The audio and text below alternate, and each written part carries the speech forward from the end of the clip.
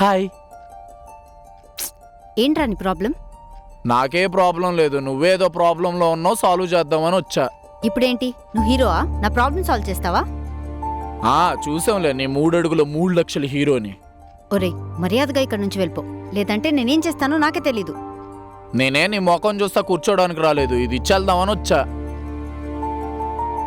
ఏంటిది?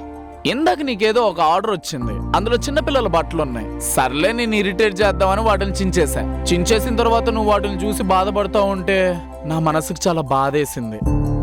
అందుకే సేమ్ డ్రెస్ని వెతుక్కొని నీ కోసమే తీసుకొని వచ్చాను. ఇందాక జరిగిన దానికి సారీ. Thank you.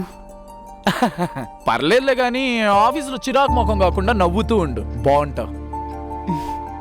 అనుకున్నంత ఎదువ కాదన్నమాట. నువ్వు అనుకున్నా నేనైతే ఎదవని కాదు. మరెందుకు ఈ దొంగతనాలు? తార్ రోడ్డు మీద కారు వేసుకుని వెళ్ళేవాడికి ఏం తెలుసు, గతుకుల రోడ్లో సైకిల్ వేసుకుని వెళ్ళేవాడి బాధ.